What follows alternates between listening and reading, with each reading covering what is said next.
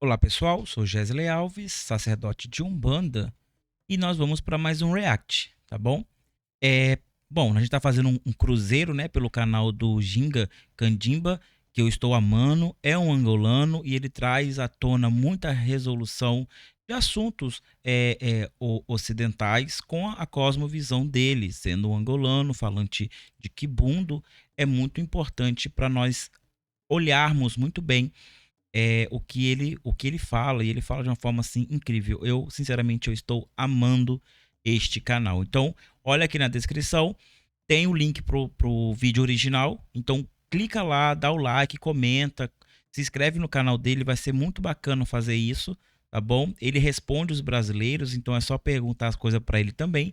Esse vai ser o penúltimo que nós vamos fazer, não vamos fazer só mais um por enquanto, que é muito importante também, o próximo que a gente vai falar, que é sobre os hebreus, mas esse aqui é muito, muito importante. Mas vamos continuar. Vamos começar, na verdade, né? Saudações, meu pessoal, como estão? Como estão? Olha, vamos direto no assunto. É o seguinte, hoje eu vou falar exatamente sobre isto que estás a ver aqui, sobre a cruz chamada Cruz de Cristo.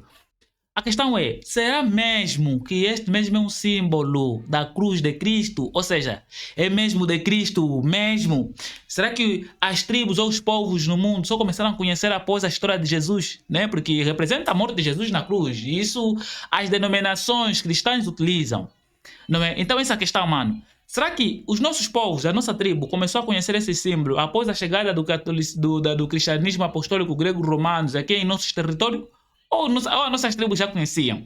E se já conheciam, qual é a história que está por detrás deste símbolo? Qual é a história que está por detrás desse símbolo que as nossas tribos aqui na África contam? É um símbolo muito recorrente na linha dos pretos velhos, né? Qual, mano? É disso que eu vou falar, ok?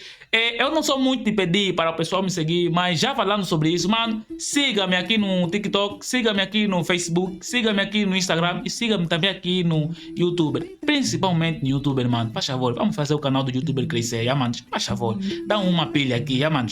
Pronto, vamos lá. Eu vou tomar aqui uma leitura de um dos livros escrito pelo Credo Mútua, o grande ancião, o grande Kimbanda, Um grande quimbanda.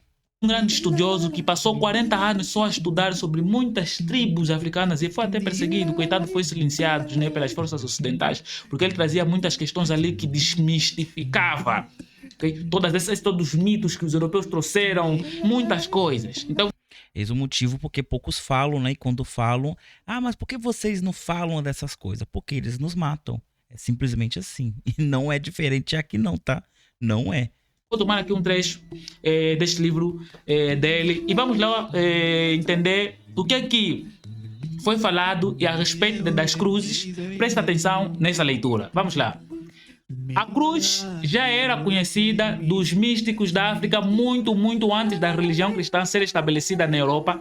E além disso, os vários tipos de cruzes, ou os vários tipos de cruz, foram usadas por curandeiros e místicos africanos para bons propósitos ou maus propósitos.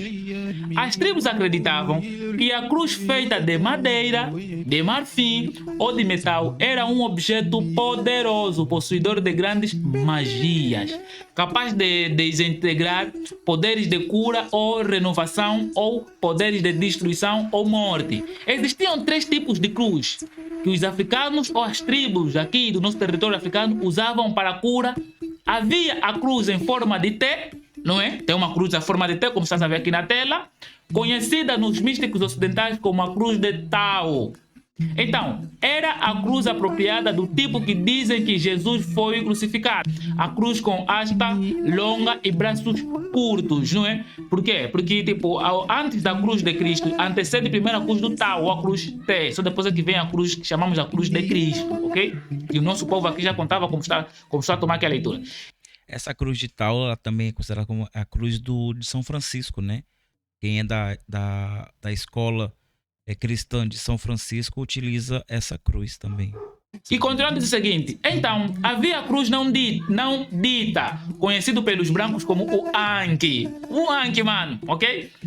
Que muitos pensadores ocidentais erroneamente assumem ter sido conhecido apenas pelos antigos egípcios ou na África Austral. Este Anki foi realmente conhecido por nosso povo como o nó da eternidade ou o nó da vida. Quem assistiu a minha aula sobre ancestralidade sabe muito bem sobre essa questão dos nós no destino do ser humano. Então, o Ankh aí é um símbolo justamente sobre isso. E foi usado até mesmo pelo povo Khoisan, ou seja, até os nossos irmãos Khoisans já utilizavam o Ankh, ok? Que erroneamente a Academia Ocidental vem dizer que era simplesmente um símbolo egípcio. Não, mano. Ok? E para fins de cura, os maiores usuários do Ankh foram os quase extintos Khoikhoi, ou pessoas Hotentotes. Também usaram esse símbolo do Ankh, ou a cruz do Ankh, ok? O Khoikhoi dizem que a cruz não dita representa a sua grande deus do sol. Os Zulus e Xhosas e os Oasis e outras tribos também falam a respeito dessa cruz do Ankh, ok? Que representa o deus do sol, o deus sol. Os povos de língua Nkoni da África do Sul também acreditavam em um deus sol que morreu. Olha aqui, é aqui onde entra já a cruz de Cristo também. Mano, presta atenção. Os povos de língua Nkoni, África do Sul, também acreditam em um Deus Sol que morreu todas as noites para renascer novamente todas as manhãs, que morria a cada tempo de frio e ressuscitava a cada tempo de calor.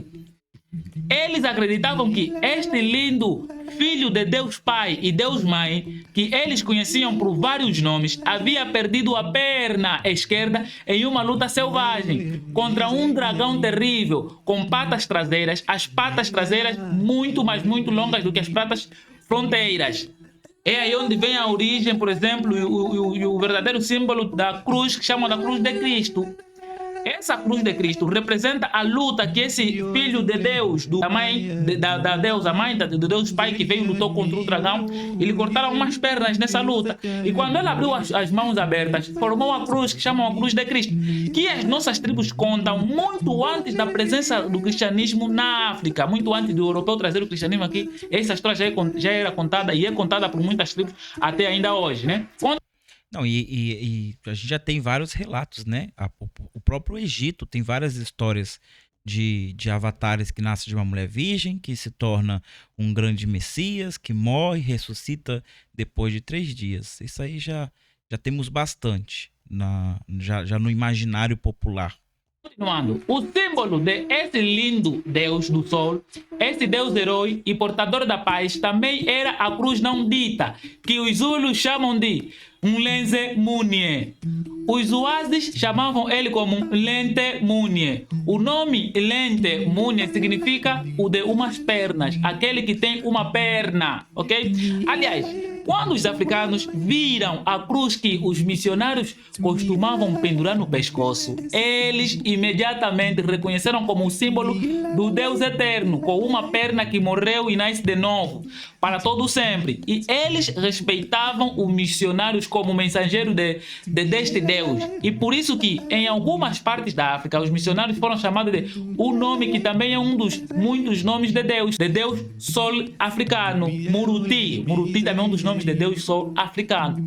Quando eles viram já, estás a ver, os católicos viram com aquela cruz, eles reconheceram essa cruz como símbolo daquele Deus que lhe cortaram do filho daquele Deus que lhe cortaram umas pernas. Nada a ver com Jesus Cristo, que morreu aqui na Galileia ou aqui na Ásia, né? Continuando. Nosso povo também acreditava no que chamavam de cruz perfeita, a mais poderosa cruz de todas. Esta cruz era uma cruz que tinha todas as suas 4 asas de exatamente o mesmo comprimento, a chamada cruz do tipo que os brancos chamam de cruz celta. Ou seja, até a própria cruz celta não foram os europeus que nos trouxeram, nosso povo já conhecia a cruz celta, manos? Ou chamada a cruz templária, ou dos templários.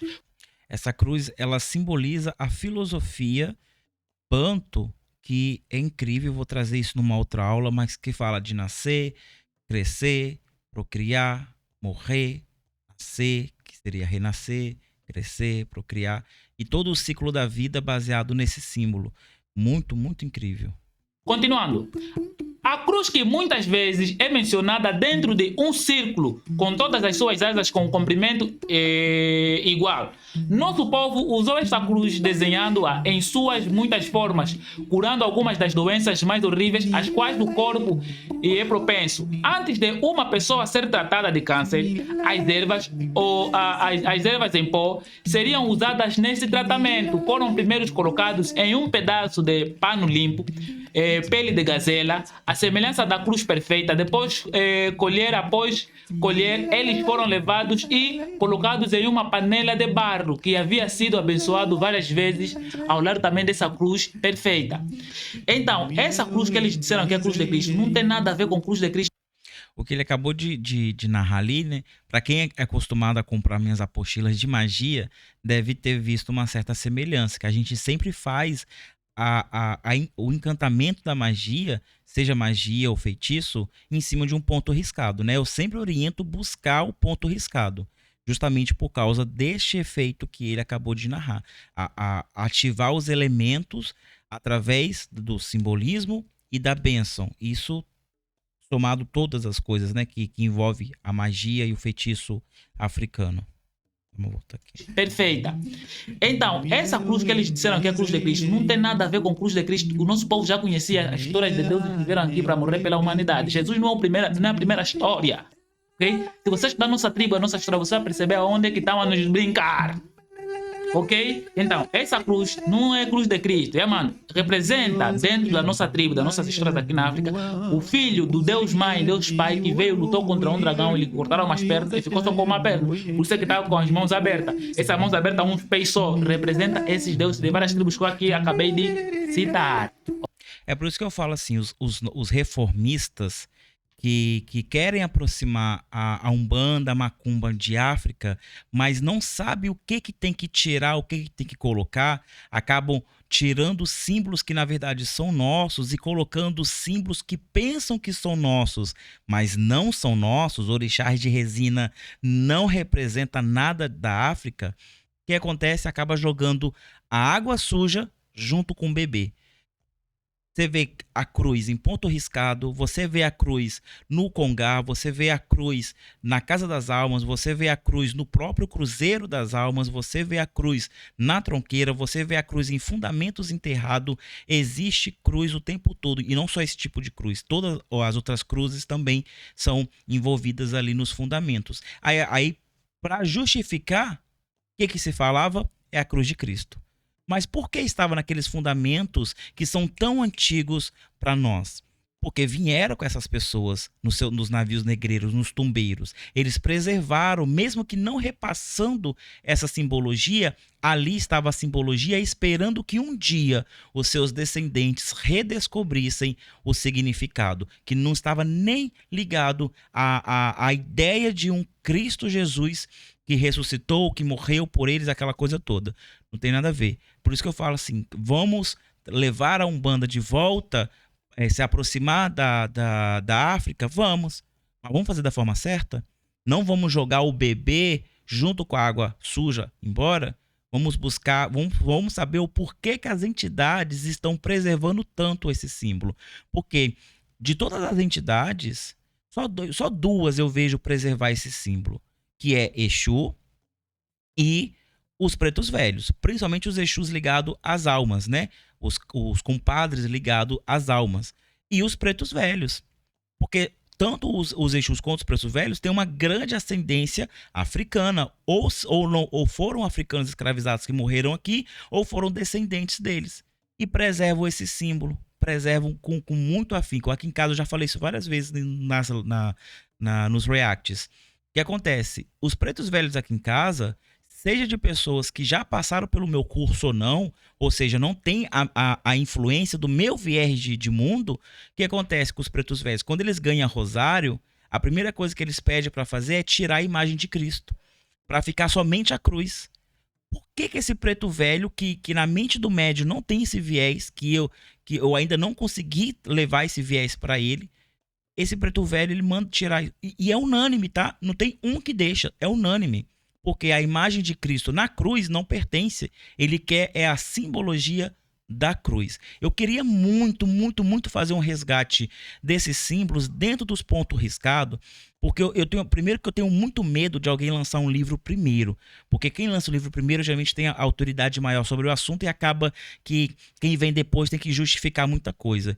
E segundo, trazer essa leitura da simbologia que nós vemos na Umbanda descolonial.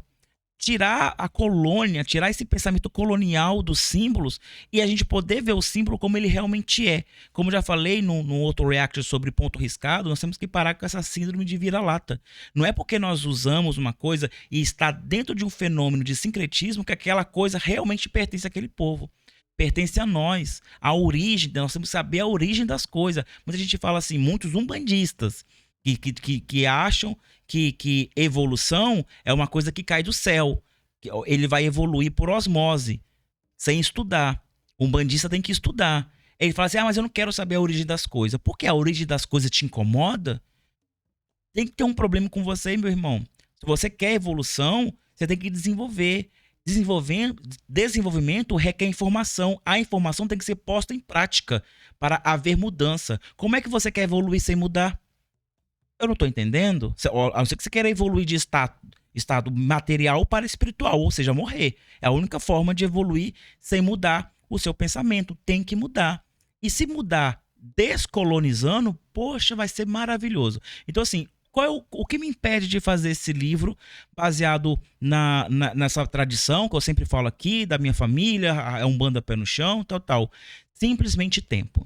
Eu não tenho esse tempo, eu não tenho essa dedicação para poder fazer, porque no mínimo levaria uns 10 anos para escrever tudo, para publicar, tem que desenhar na mão, tem que estar ali olhando, então tudo isso requer um grande recurso. Eu adoraria fazer da melhor forma possível para vocês, mas infelizmente não vai dar. E eu espero morrer sem levar isso para o túmulo. Eu não aceito morrer sem expor isso para o mundo. Então fica aqui a minha missão para o futuro, fazer esse livro. E não fazer esses livros, né? Que eu imagino que vai ser pelo menos uns 3 para 5 livros, porque não é fácil. Ponto riscado não é intuição. Ponto riscado é uma linguagem preservada desde a África até aqui pelos nossos ancestrais que foram escravizados. Pare com essa bobeira de intuição. Isso aí, negócio de intuição é coisa de bobão. Isso aí é coisa, deixa pro povo que gosta de tomar remédio controlado para lá. Sem querer ofender ninguém, mas já ofendendo porque eu já me exaltei aqui. Mas vamos lá. Vamos deixar esse negócio de intuição para lá. Você precisa de informação. E através da informação, o seu ancestral, o seu guia espiritual, a sua entidade vai se manifestar e te dar a luz do conhecimento. Porque por falta de conhecimento, o meu povo perece. Tá bom? Não é por falta de intuição, não. Tá?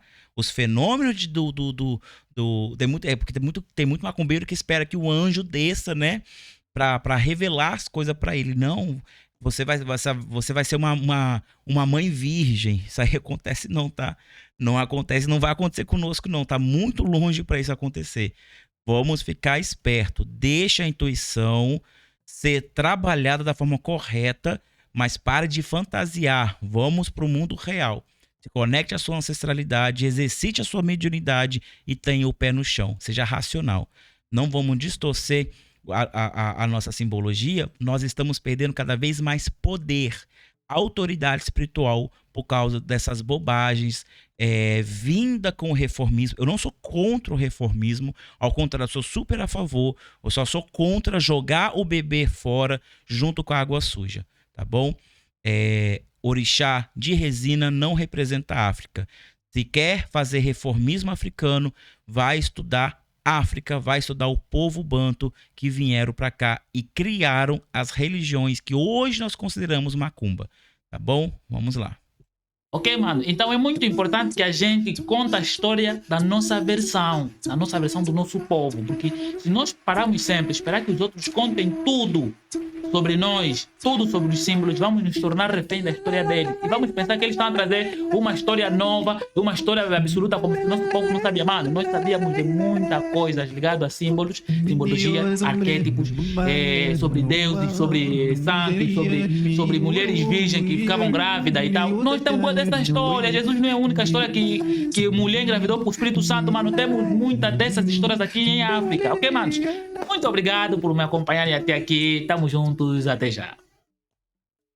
Quando a gente fala que África foi o berço da humanidade, a pessoa pensa que não, Adão e Eva nasceu lá e foi andando para a Europa. Só quando chegou na Europa, na Ásia, que realmente foi se fecundar ali e criar as coisas. Gente, saindo da mitologia de Adão e Eva, as coisas se iniciaram em África. O povo banto é um dos povos mais antigos da civilização humana.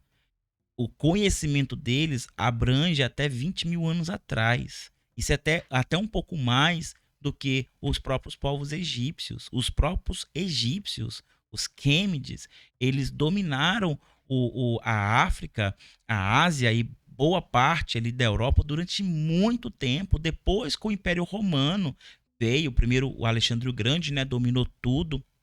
Depois redistribuiu as coisas, depois veio o Império Romano, se fortaleceu, e o Império Romano sobreviveu só por causa do Império Egípcio. Sem o Império Egípcio não haveria Império Romano. Depois, com a queda de Roma, o que vai ter os mouros na Europa, dominando a Europa inteira. Quem vai educar o novo europeu, os saxões que vão formar a Europa que nós conhecemos hoje, foram os mouros, esses negros que estavam lá. E as primeiras bulas papais emitidas pela Igreja Apostólica Romana foi desapropriando os mouros de autoridade na própria Europa. Então, desde o começo, a intenção era realmente tirar os negros da Europa e fundar ali uma colonização, um império mesmo daquele pessoal, que no caso eram os saxões, tal. A gente vai ter que estudar aí a formação da Europa e tudo mais, mas antes disso tinha os mouros. Porque quando vão contar a história da Europa, eles tiram os mouros?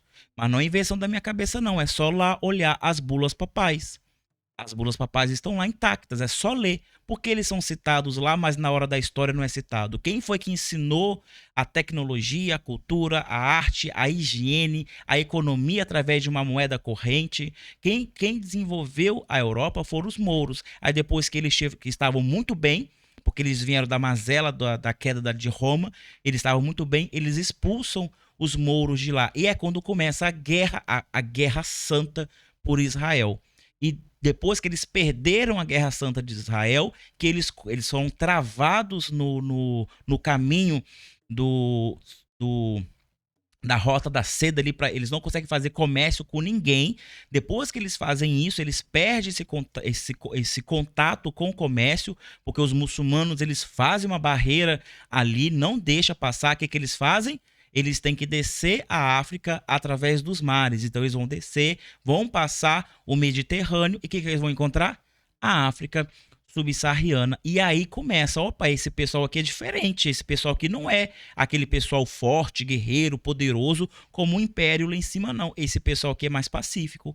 Eles têm uma filosofia de agregar as pessoas e de ser bons anfitriões. Então vamos aproveitar disso para dominá-los, para pegar essa fraqueza deles e subjugá-los, e assim começa todo o período da escravização humana africana no século XIV. Então, sim, o mundo não nasceu ontem, mas essa história de Europa, ela é bem recente quando se compara a história africana com a história da Europa. Tomemos muito cuidado, porque a gente mistura muitas coisas e não sabe a origem delas. A gente quer argumentar com coisas, com eventos que aconteceram ontem, sendo que a gente está tentando rebuscar acontecimentos, fatos que aconteceram há 15 mil anos atrás, há 20 mil anos atrás, porque um povinho que surgiu 2 mil anos atrás, são bebês na história da humanidade, estão subjugando, reinventando a história de um povo que está aqui, ó, há mais de 20 mil anos atrás, tá bom? Vamos nos aprofundar, vamos ler, porque não acho justo a gente fazer essa limpa na Umbanda, nesse reformismo africano, mas não saber o que tirar e o que colocar. E acaba colocando o que não deve e tirando aquilo que também não deve. Bom, é isso aí. O link do canal original do Dinga Candimba está aqui na descrição. Clica, vão lá, vão se inscrever, vão comentar lá no vídeo dele para ajudar o nosso irmão também. E aqui no comentário fixado tem um link para você ir para a aula, uma aula grátis para você, que é justamente sobre a ancestralidade africana no contexto brasileiro e no contexto da macumba brasileira. Vai lá, aproveita, será um prazer. Até mais. Tchau, tchau.